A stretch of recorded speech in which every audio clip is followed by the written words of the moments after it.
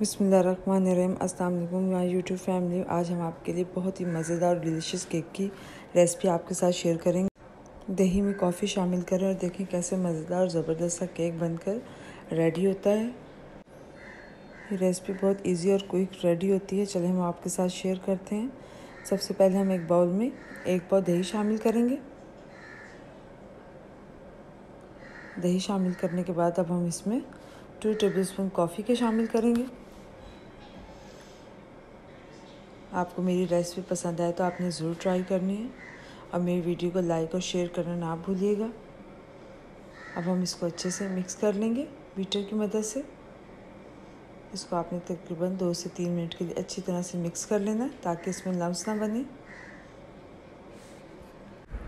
और सबसे पहले तो अगर आप मेरे चैनल पर नए हैं तो मेरा चैनल सब्सक्राइब ज़रूर कर लें और बेल आइकन भी प्रेस कर लें ताकि मेरी हर लेटेस्ट वीडियो आप तक पहुंच सके। यहाँ पर तकरीबन कॉफ़ी अच्छे से मिक्स हो गई है दही में। अब इसको साइड पर रख देंगे। दूसरे प्रोसेस की तरफ हम चलेंगे। अब हम बाउल में 2 अंडे ऐड करेंगे। अंडे ऐड करने के बाद हम इसमें शुगर पाउडर शामिल करेंगे जिनको ब्लेंडर में हमने पीस लिया था। शुगर शामिल करने के बाद हम इसको अच्छे से मैरिनेट कर लेंगे ताकि अच्छे से मिक्स हो जाए, इसमें लम्स ना बने। यहाँ पे अंडे और शुगर अच्छे से मिक्स हो गए। इनको मिक्स करने के बाद अब हम इसमें 1/2 टेबलस्पून इसमें बेकिंग सोडा शामिल करेंगे।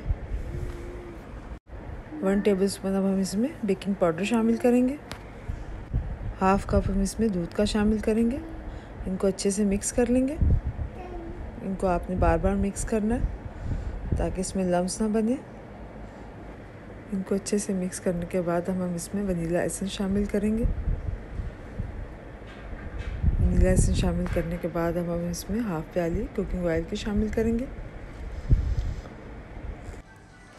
ये रेसिपी मेरे बच्चों को बहुत पसंद है। केक मैं उनको कई दफ़ा बना के खिलाती हूँ। आप भी ज़रूर ट्राई करिएगा और आप इसे एक बार बनाएंगे इसको बार बार बनाना पसंद करेंगे। अब इनको अच्छे से मिक्स करने के बाद अब हम इसमें बटर शामिल कर देंगे। बटर शामिल करने के बाद भी आपने इसको अच्छे से मिक्स कर लेना। बटर अच्छे से मिक्स करने के बाद अब हम इसमें जो दही और कॉफ़ी का मिक्सचर बना के रखा था उसको शामिल कर देंगे।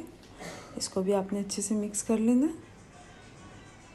यहाँ पे अच्छे से मिक्सर मिक्स हो गया। अब हम इसमें 1/2 प्याली मैदे की शामिल कर देंगे। अब हम इसको अच्छे से मिक्स कर लेंगे ताकि इसमें लम्स ना बने।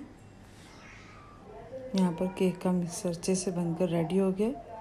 अब हम इसको केक शेपर में शामिल कर देंगे। सबसे पहले आपने केक शेपर में 1 टेबलस्पून कुकिंग ऑयल का शामिल करके उसको अच्छे से स्प्रेड कर लेना ब्रश की मदद से।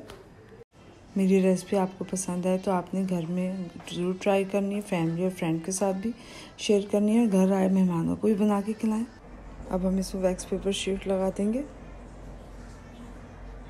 और इसमें जो मिक्सर तैयार किया था उसको शामिल कर देंगे। और चूल्हे पर आपने कोई भी पुराना पैन, कोई कढ़ाई या कोई भी पतीला लेके उसको गर्म अच्छे से कर लेना। यहाँ पे हमने जो मिक्सर इसमें शामिल किया था उसमें हमने चॉकलेट भी शामिल कर देंगे। इसको शामिल करने के बाद अब हम इसको जो कढ़ाई अच्छे से गर्म होगी उस पर रख देंगे तकरीबन 30 से 40 मिनट के लिए।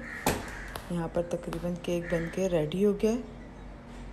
बहुत ज़बरदस्त सी खुशबू आ रही है। अब हम इसको ठंडा करके इसमें से डिश आउट कर लेंगे। अब हम इसे डिश आउट करके इसको छोटे छोटे पीसेस में काट लेंगे। बिल्कुल बाज़ार वाला टेस्ट आ रहा है और लुक भी बाज़ार वाला आ रहा है। आप इसे घर में ज़रूर ट्राई करें। मैं इसको घर में ख़ुद भी बनाना पसंद करती हूँ। मुझे भी बहुत पसंद है केक।